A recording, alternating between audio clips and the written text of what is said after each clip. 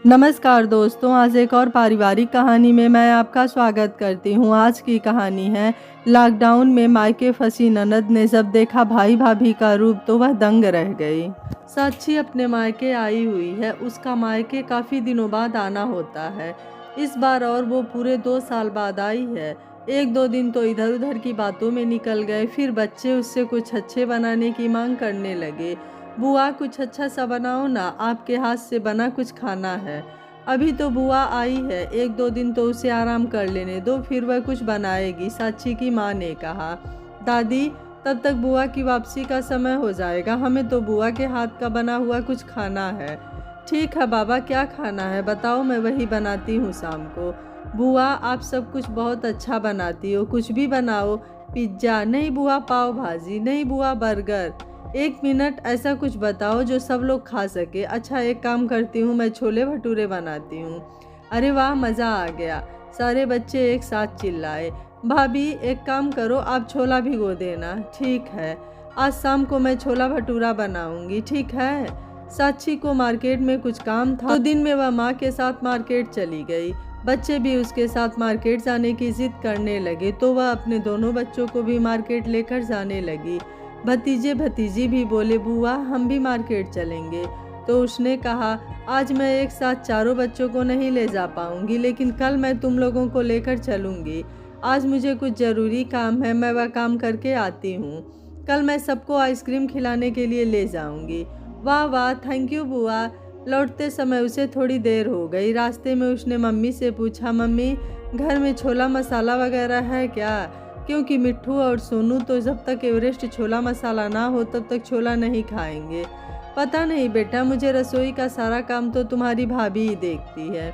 एक काम करती हूँ, मैं छोला मसाला और मैदा ले लेती हूँ। कल सुबह घर पर बच्चों को पिज्ज़ा बनाकर भी खिला दूँगी। उसका सामान भी लेती हूँ। मम्मी फालूदा, कुल्फ़ी, पास्ता वगैरह भी ले लीजिए।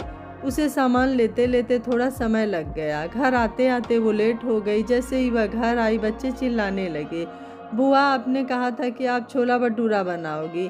हाँ बेटा, मैंने वादा किया था, मैं ज़रूर बनाऊंगी। देखो, मैं कल के लिए भी सारा सामान लेकर आई हूँ। 1 कप चाय पी लेने दो, फिर मैं सारी तैयारी करती हूँ। अरे 2 मिनट तो आराम कर लेने दो, थकी हुई आई है, दादी ने कहा। भाभी, आपने छोला उबाल के रखा है? नहीं, आपने बोला था आप आकर बनाओगी तो मैंने कुछ भी नहीं किया। जल्दी जल्दी साक्षी ने चाय पी, किचन में जाकर छोला उबलने रखा। मैदा लगाई, मसाला बनाया। अरे भाभी, छोला मसाला तो दो। हाँ, यह लीजिए। आदत के मुताबिक उसकी नज़र एक्सपायरी डेट पर गई तो उसने कहा, भाभी यह मसाला तो 1.5 साल पहले ही एक्सपायर हो चुका है, नया नहीं है। यह आप लाई थी ना, वही है। मैं लाई थी, मैं तो 2 साल पहले आई थी, तब से आपने इसे रखा है। आपने छोला नहीं बनाया? बनाया था, आपका मसाला रखा है, जब आप आओगी तो बनाओगी, इसलिए। धन्य है भाभी आप भी। वो तो मैं मार्केट में थी इसलिए मैंने ले लिया था। उसने जल्दी जल्दी छोला बनाया, बच्चों को खिलाया। बच्चे भूख के मारे जल्दी जल्दी चिल्ला रहे थे। अक्सर यह देखा जाता है कि जब भी बच्चों की कोई फेवरेट चीज़ बनने वाली होती है तो उन्हें वक्त से पहले ही भूख लगने लगती है और वह मन से खा भी लेते हैं। साक्षी ने सबको खाना परोसा। पापा और भाई ने कहा, छोला बहुत अच्छा बना है। मम्मी ने कहा, साक्षी तो हमेशा से ही बहुत अच्छा खाना बनाती है। एक भाभी थी जो मौन थी, उनके मुंह से एक शब्द भी नहीं निकला। साक्षी को यह पता था, यह तो उनकी हमेशा की आदत है, भर पेट खाना और उसके बाद एक शब्द भी नहीं बोलना। उनकी यह आदत वह बहुत अच्छे से जानती थी। जब भी साक्षी आने वाली होती थी तो भाभी कुछ भी सामान लाकर नहीं रखती थी, सब कुछ खा पी कर ख़त्म कर देती थी। साक्षी के माता पिता बेचारे यह सोचकर मौन रह जाते थे, उन्हें तो उसके साथ ही रहना है। साक्षी और उसके पति ने उन लोगों को समझा रखा था, क्या फ़ायदा आप लोगों को हमारे लिए झगड़ा करके, हमें तो साल 2 साल में एक बार आना है। आप लोगों को इनके साथ हमेशा रहना है। मेरे बच्चे क्या खाते हैं मुझे अच्छी तरह से पता है, इसलिए जब भी वह आती है पहले से ही सारा सामान ऑनलाइन ऑर्डर कर देती है या फिर जाकर सामान ले आती है। 1-2 बार पापा ने मना भी किया, क्या हम सामान नहीं ला सकते हैं? तो उसने हंसते हुए कहा, पापा मेरे बच्चे बहुत चूजी हैं, उन्हें अपनी पसंद का खाना खाना होता है, इसलिए मैं सारा सामान मंगा लेती हूँ। 1 हफ्ते के लिए आती है, भाभी की शिकायत करने बैठ जाए, उसे अच्छा नहीं लगता है। एक दिन उसकी बेटी ने कहा, मम्मी मुझे यहाँ का स्पेशल वाला मक्खन खाना है, आप जाकर लेकर आओ। साक्षी ने कहा, हाँ ठीक है, मैं शाम को जाकर ले आती हूँ। वो शाम को जाकर मक्खन लेकर आई। जैसे ही मक्खन लेकर आई वैसे ही भाभी ने कहा, अरे दीदी इस बार पूरा साल निकल गया, मक्खन नहीं आया। और उसके हाथ से पैकेट ले लिया और कटोरे में निकाल कर अपने बच्चों को और पति को पहले दे दिया और खुद भी खाने लगी। साक्षी ने देखा तो उसने कहा, भाभी मिट्ठू और सोनू को भी दे दो, आप लोग तो कभी भी खा सकते हो, मिट्ठू स्पेशली मक्खन खाने के लिए ही आई है। तो भाभी खिसिया गई, हाँ दीदी मैं दे रही हूँ। थोड़ा सा मक्खन उसने उठाकर फ्रिज में रख दिया, वह मक्खन मिट्ठू के लिए रखा है, इसे कोई ना खाए, यह मेरे हिस्से का है, कल जब मैं दोबारा लेकर आऊँगी तो मैं सबको और दूँगी। वह रोज़ मार्केट जाती और सबके लिए कुछ ना कुछ लेकर आती, लेकिन इस बीच में ना तो भाभी और ना ही भाई किसी ने एक बार भी नहीं सोचा कि भांजा भांजी आए हैं, जाकर उनके लिए कुछ लेकर आ जाए। लेकिन जैसे ही वह कुछ लेकर आती है, भाई भाभी और भतीजे पहले आकर बैठ जाते। उसे बुरा नहीं लगता, हमेशा यही सोचती है, मेरे भाई भतीजे और मेरी भाभी हैं, चलो क्या हुआ, मैं सबके लिए ला कर देती हूँ। कभी बच्चों के लिए पिज्ज़ा बनाती है, कभी पास्ता, कभी बर्गर, कभी केक। बच्चे भी बहुत खुश हो जाते हैं और बोलते हैं, बुआ आप जल्दी जल्दी आया करो, आप आती हो तो मज़ा आ जाता है। एक दिन मम्मी के साथ मार्केट गई तो चारों बच्चों के लिए कपड़े खिलौने लेकर आई। नानी के घर की मिठाई बच्चों को बहुत अच्छी लगती है। सभी बाजार जाती है तो बच्चों के लिए मिठाई ज़रूर लेकर आती है। आदर्श को भी अपनी ससुराल की मिठाई बहुत पसंद है। वापसी में मेरे लिए बालूशाही और सोन पापड़ी ज़रूर लेकर आना। साक्षी ने कहा, ठीक है, और कुछ भी लाना हो तो बता दो, मैं ज़रूर लेती आऊँगी। 10 दिन कहाँ बीत गए पता ही नहीं चला। साक्षी जल्दी जल्दी पैकिंग कर रही थी, कल शाम की उसकी ट्रेन है। पापा ने कहा, मैंने तुम्हारे फेवरेट लड्डू और नमकीन हलवाई चाचा को बोल दिया है, कल सुबह जाकर ताज़ा ताज़ा ले आऊँगा, और कुछ लाना हो तो बता दो। आदर्श के लिए सोन पापड़ी, बालूशाही और पेठा भी लेता आया हूँ। नहीं पापा बहुत कुछ है, अब बस पैकिंग करना है। तभी मम्मी ने कहा, खाना खा लो आकर। अभी वो लोग खाना खा ही रहे थे कि पापा और भाई टीवी पर न्यूज़ देख रहे थे। तभी टीवी पर न्यूज़ आई, 15 दिन के लिए टोटल लॉकडाउन कल से लगा दिया गया है। अचानक से साक्षी परेशान हो गई, लेकिन कल तो हमें जाना है, लॉकडाउन लग जाएगा तो हम घर कैसे जाएंगे। जल्दी से आदर्श को फ़ोन किया। आदर्श भी उधर परेशान हो रहा था। उसने कहा, टोटल लॉकडाउन का मतलब ना कोई उधर से आ पाएगा ना इधर से जा पाएगा, अब सब कुछ लॉक। लेकिन मैं घर कैसे आऊँगी, बच्चे भी तुम्हें याद कर रहे हैं, तुम्हारा खाना पीना कैसे होगा। अभी तक तो टिफ़िन सिस्टम चल रहा है, अब तुम कैसे मैनेज करोगे। परेशान होने की ज़रूरत नहीं है, मैंने सारा सामान मंगा लिया है और ज़रूरत का सारा सामान तो मिलता ही रहेगा। तुम अभी 15 दिन वहीं रहो, मैं 15 दिन बाद टिकट करा दूँगा। पापा से बात कराओ। साक्षी के पापा ने बात की। बेटा परेशान होने की ज़रूरत नहीं है, साक्षी अपने घर में है, तुम अपना ख्याल रखना। अपने खाने पीने की व्यवस्था कैसे करोगे आप। पापा उसके बारे में परेशान होने की ज़रूरत नहीं है, मेरा दोस्त नितिन मेरी बिल्डिंग में रहता है, उसने मुझे फ़ोन करके बोल दिया है वह मेरे खाने की व्यवस्था कर देगा। लेकिन मैंने साफ साफ कह दिया है कि वह मेरे खाने की व्यवस्था करेगा तो उसे मुझसे पैसे लेने पड़ेंगे। पहले तो वो तैयार नहीं हुआ, लेकिन मेरे बहुत कहने पर वो मान गया। ऐसे टाइम पर कोई इतना कर दे वही बहुत है। ठीक है बेटा, अपना ख्याल रखना, यहाँ पर सब लोग हैं, परेशान मत होना। 2-3 दिन तक सब कुछ शांत रहा। साक्षी और उसकी मम्मी सुबह सुबह उठकर मार्केट जाती हैं, सब्जी, फल, दूध, घर की ज़रूरत का सारा सामान लेकर आती हैं। ऐसे समय में अचानक से घर का एक्वागार्ड खराब हो गया। बाकी लोग तो मैनेज कर लेते हैं, लेकिन साक्षी की बेटी को उल्टियाँ होने लगती है। उसे बाहर जाकर मिनरल वाटर की बोतल भी लानी पड़ती थी। भाभी ने एक दिन साक्षी से कहा, आप मिनरल वाटर की 1-2 बोतल ज़्यादा ही ले आया कीजिए, चीकू को नल का पानी पीने की आदत नहीं है। अगर आपके बच्चे को कुछ चाहिए तो आप जाकर ले आएँ, दूसरे के ऊपर क्यों डिपेंड हो रही हैं। साक्षी ने मन में सोचा, हमारी तकलीफ़ के बारे में एक बार भी नहीं सोचा, ऊपर से आर्डर और दे रही हैं। 1-2 दिन की बात हो तो चलो ठीक है, लेकिन रोज़ रोज़ कौन लेकर आएगा। सारा सामान लाद कर लाना पड़ता है, रिक्शे में आना जाना, एक तो अपनी गाड़ी भी नहीं देते, शर्म भी नहीं आती। उसके बच्चे जो भी मांगते हैं वो कोशिश करती है कि सब कुछ बच्चों के लिए लाकर रखे। नाश्ता बनाती है, सबके नाश्ता करने के बाद ही वो नाश्ता करती है। लेकिन जब भाभी नाश्ता बनाती हैं तो वो अपने बच्चे को और भाई को पहले नाश्ता करा देती हैं और बाद में साक्षी और उसके बच्चों को बोलती हैं, नाश्ता कर लीजिए। जब वह नाश्ता लेने के लिए रसोई में जाती है तो सारे बर्तन खाली हैं।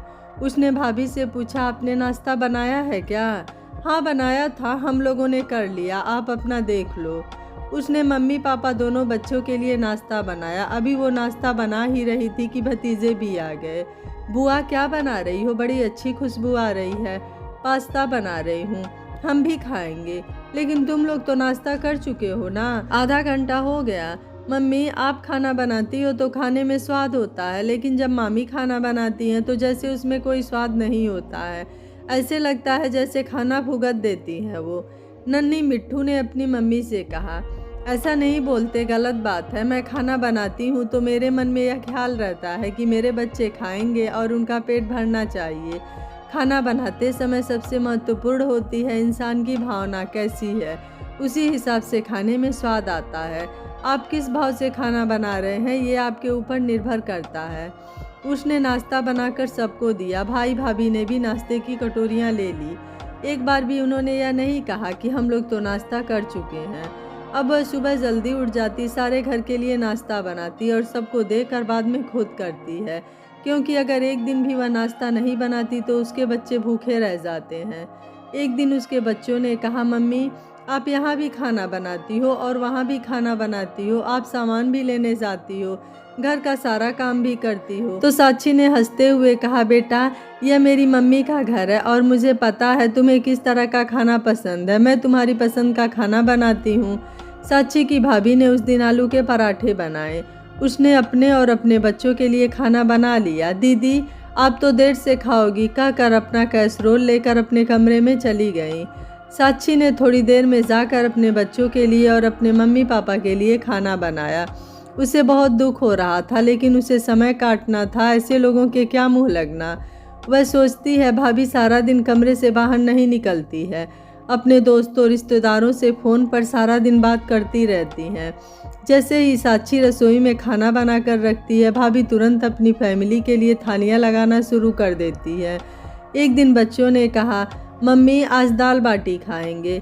किचन में जाकर दाल बाटी बनाने की तैयारी करने लगी। वह किसी काम से हॉल की तरफ आई तो देखा कि भाभी फ़ोन पर बात कर रही थी और कह रही थी, अरे मैं तो सुबह से किचन में लगी हुई हूँ, अभी अभी दाल बाटी की तैयारी करके आ रही हूँ।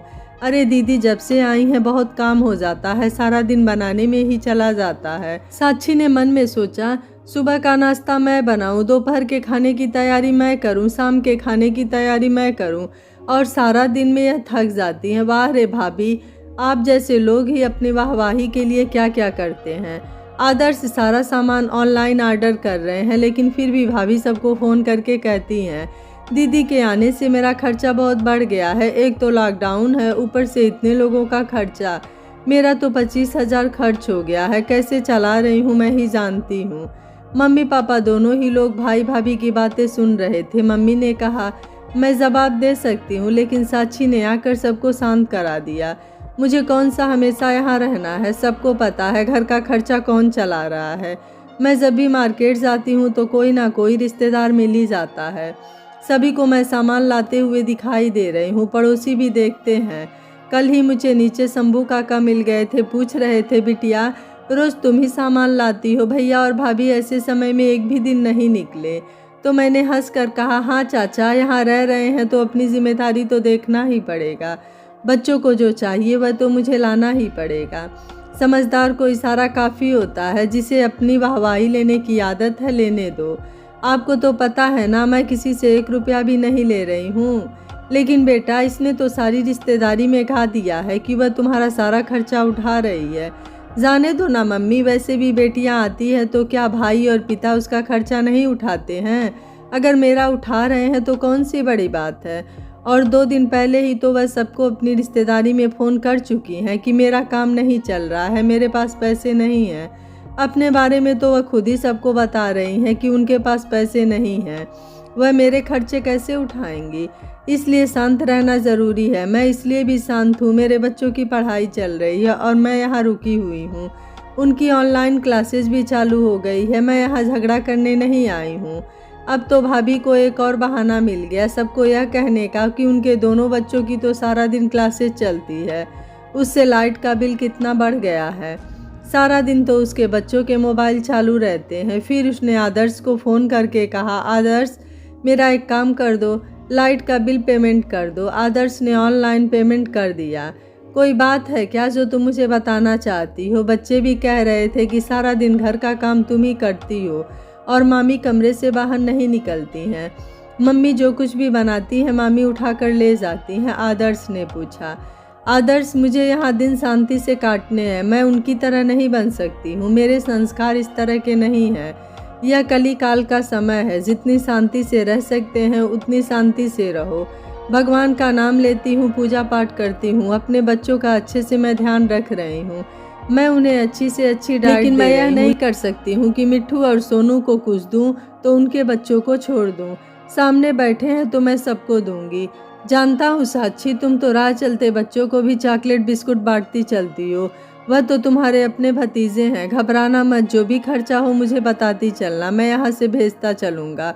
बस यह टाइम कट जाए। अपना और मेरे बच्चों का ध्यान रखना। किसी भी चीज़ की ज़रूरत हो तो निसंकोच होकर मुझे बताना। पापा मम्मी को घर से मत निकलने देना। हर चीज़ का ध्यान रखो। थैंक यू आदर्श, तुम्हारी यही बातें मुझे संबल देती हैं। वैसे भी लॉकडाउन के 10 दिन तो कट ही गए और 5 दिन बचे हैं। किसी तरह काट लूँगी। तुम टिकट देखना चालू कर दो। ठीक है साक्षी, जैसे ही टिकट विंडो ओपन होती है मैं टिकट देखना चालू कर देता हूँ। बस अब दुआ करो यह लॉकडाउन ज़्यादा ना बढ़े। चलो रखता हूँ, बाय बाय। और उसने फ़ोन रख दिया। 15 दिन बाद जैसे ही लॉकडाउन ख़त्म होता है फिर 15 दिन का बढ़ा दिया जाता है। अभी तक तो भाभी जी थोड़ी बहुत सही थी, अब वह पूरी तरह से बदतमीज़ी पर उतर आई। बच्चों से भी ढंग से बात नहीं करती, बात बात पर ताना मारा करती हैं।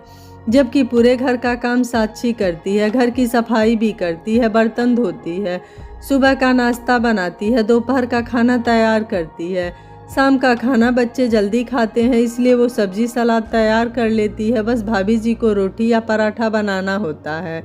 वो अपने बच्चे और पति का बना लेती है और अपने कमरे में घुस जाती है। साक्षी कुछ भी नहीं बोलती है। उसे पता है कि मैं बुरी फंस गई हूँ। घर का सारा खर्चा भी उठा रही है। सब्जी, दूध, फल, राशन वगैरह सब ला रही है।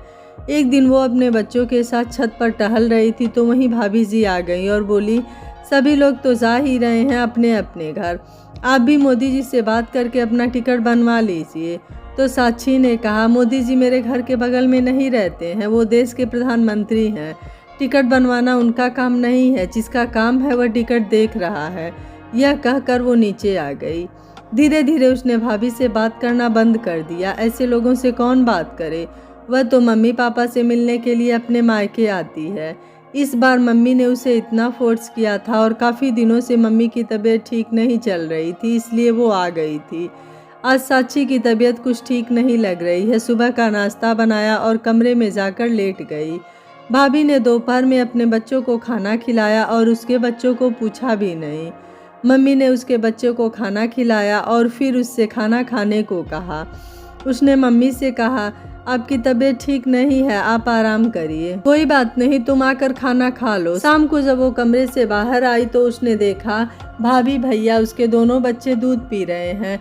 तो उसने सिर्फ इतना कहा, भाभी मेरे बच्चों को भी दूध दे देती।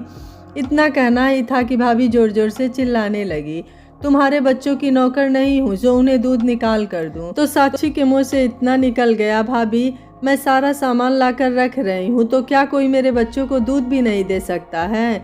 तो भाई उस पर चिल्लाने लगा, जब से तुम आई हो मैंने कितना खर्चा तुम्हारे ऊपर किया है, तुम्हें पता है। साक्षी ने कहा, राशन, दूध, फल, सब्जी सब तो मैं ला रही हूँ, तुम किस चीज़ पर खर्चा कर रहे हो, किस बात का ताना दे रहे हो। इतना कहकर वो कमरे में चली गई। रात का खाना भाभी ने बनाया और पापा को देकर खुद खाकर छत पर टहलने चली गई। बच्चों ने मम्मी से कहा, हमें भूख लग रही है। साक्षी ने कहा, मामी ने खाना नहीं बनाया क्या। मामी तो खाना खाकर कब की छत पर टहल रही हैं। साक्षी ने कुछ नहीं कहा, चुपचाप रसोई में गई और उसने अपने बच्चों के लिए खाना बनाया और उन्हें खिलाया।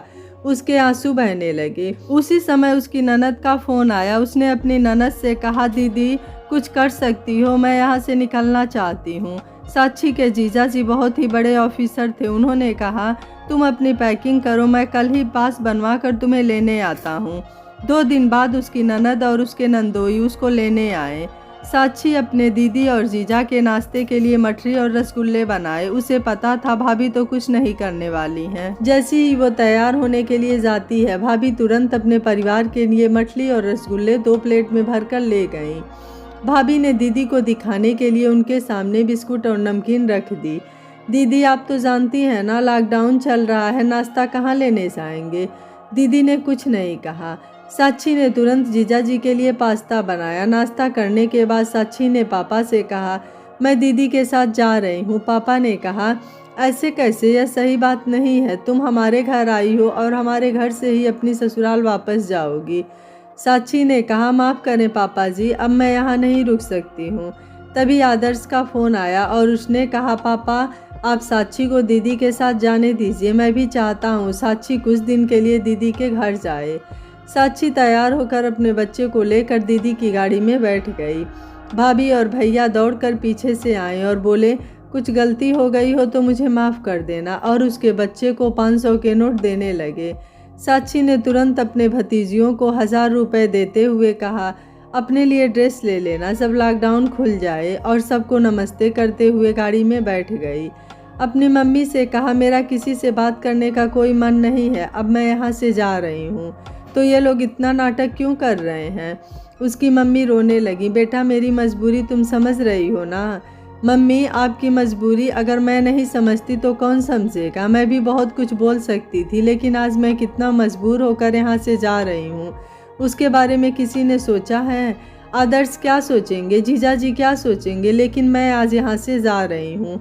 माँ भाभी बदतमीज है, स्वार्थी है, ये तो मैं जानती थी, लेकिन इतना नीचे गिर जाएंगी ये मैंने कभी सपने में भी नहीं सोचा था। और साथ में भाई भी।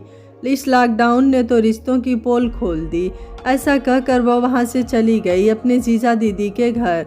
कुछ दिन रुकने के बाद वो अपने घर चली गई। अब भैया भाभी सारे रिश्तेदारों को फ़ोन कर कर के बोलते हैं, हमने तो इतना खर्चा किया फिर भी वह नाराज़ होकर चली गई। लेकिन सच्चाई क्या है, असली रिश्ते अक्सर आपको ऐसे ही समय पर पता चलते हैं जब उनकी सबसे ज़्यादा ज़रूरत होती है। यह कहानी आपको कैसी लगी, आप मुझे अपनी राय कमेंट बॉक्स में ज़रूर दीजिएगा। वीडियो पसंद आया है तो वीडियो को लाइक शेयर एंड चैनल को सब्सक्राइब कर लीजिएगा। Thank you for watching. मिलते हैं अगली कहानी में।